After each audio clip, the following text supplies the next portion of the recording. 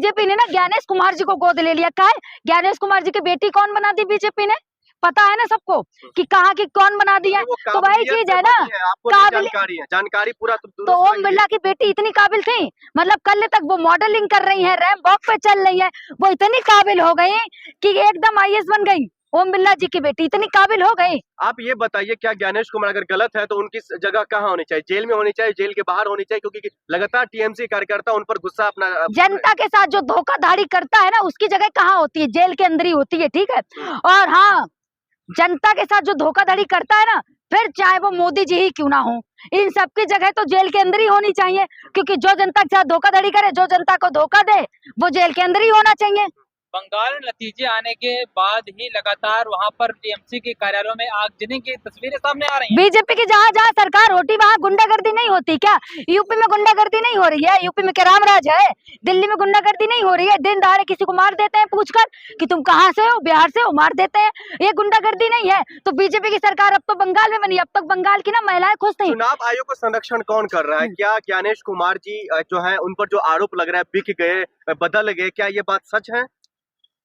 आपको नहीं लगती सच? आप हैं तो इसी दुनिया के ना, आप भी वोट देते हैं ना, आप सब पत्रकार है ना। निष्पक्षता का चश्मा लगा। हाँ भैया, तभी आपकी जो बहनें हैं ना, कुछ जो लाली लिपस्टिक लगा के सुबह सुबह एंकरिंग करती हैं, क्या कह रही थी कि अरे भाई इतना ही है तो चुनाव ही नहीं लड़िए ना आप लोग। मतलब ये लोग, मतलब आपको भरोसा नहीं है तो बाइकआउट कर दीजिए, नहीं लड़िए चुनाव।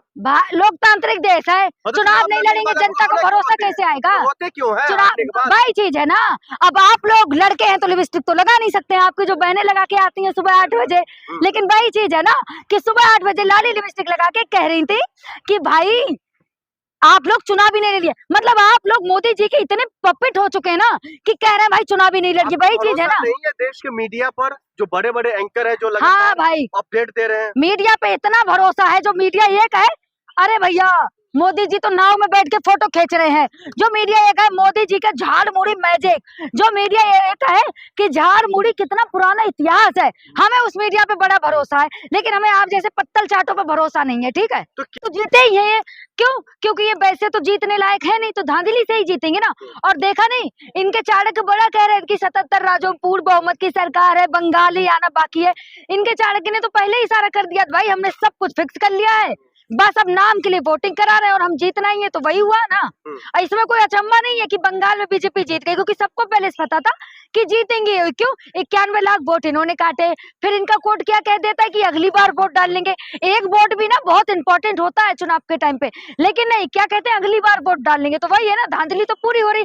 और हाँ, ज्ञानेश कुमार जी आपको सबसे पहले बहुत बहुत बधाई हो कि आप लोग जीत गए। ज्ञानेश को, मोदी जी को बधाई नहीं देना चाहूंगी, ज्ञानेश जी को बधाई देना चाहूंगी, क्योंकि आप ही जीते हैं। लेकिन सवाल ये है, जो आप लगातार धांधली का जो है आरोप लगा रही है, लेकिन बीजेपी कह रही है हमने जनता से सीधा कनेक्ट किया है, जनता का दिल जीता है हमारा मुद्दों ने और हम उस पर काम करेंगे। क्या दिल जीता? फ्री सिलेंडर की बात है त्योहारों में और 500 रुपए की बात कर रहे हैं। अब भाई चीज है ना, तुम गोदी मीडिया वाले हो, तुम्हें फ्री सिलेंडर दिख रहा है 3000। पहले तुम लोग दिल्ली गए हो, यूपी गए हो, वहां किसी को दे दिए भाजपा सरकार ने पैसे। और हाँ मोदी जी, बड़ा आपने बोला था दिल्ली में कि दिल्ली में भाजपा की सरकार बनते ही आप 2500 रुपए देंगे।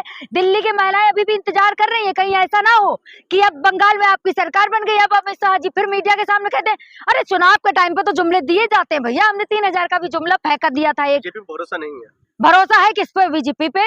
किसी को भरोसा है? आप लोगों को भरोसा है? देश का भरोसा है, देश का 1/3 राज्य जो है बीजेपी के साथ है। बीजेपी को भरोसा है, बताती हूँ, बीजेपी को भरोसा है इलेक्शन कमीशन पर, बीजेपी को भरोसा है ईडी पर, बीजेपी को भरोसा है सीबीआई पर। क्यों? क्योंकि इनके ये 3 एजेंडे हैं, 3 हाथ, मतलब 3 हाथ है, सीबीआई, ईडी और इलेक्शन कमीशन, ये बीजेपी के 3 हाथ हैं। अगर ये तीनों हाथ टूट जाए तो बीजेपी तो कहीं दिखाई नहीं देगी। हारने के बाद ही आपको क्यों ज्ञानेश कुमार याद आते हैं? हारने के बाद ही आपको क्यों मशीनरी याद आते हैं? हारने ज्ञानेश कुमार जी क्या बोले थे?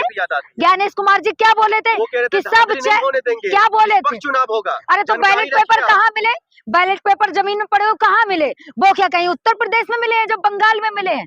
ये बताओ ना, ये सवाल पूछा आप लोगों ने कि प्रियंका जी बैलेट पेपर जो बाहर पड़े मिले काउंटिंग से पहले वो क्या था? ज्ञानेश कुमार जी बड़ा कह रहे थे भैया हमने पूरी तैयारी कर ली है, लेकिन ज्ञानेश कुमार जी पहले चरण के चुनाव में देख लिया, दूसरे चरण में भी देख लिया कि मशीनें किस तरीके से रुक गई थी, कहीं टेप मिला, तो वही चीज है ना, इनकी धांधली तो शुरू से ही शुरू हो गई थी। इतनी गड़बड़ी है मशीनों में, इतनी गड़बड़ी तरीके से चुनाव हुआ, तो क्या फिर से चुनाव होना चाहिए?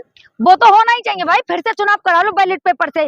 ना बीजेपी वाले ना दौड़ते हुए सड़कों पे नजर आए तो कह देना, क्यों? क्योंकि ये लोग मशीनों में तो धांधली कर सकते हैं, लेकिन बैलेट पेपर में तो धांधली।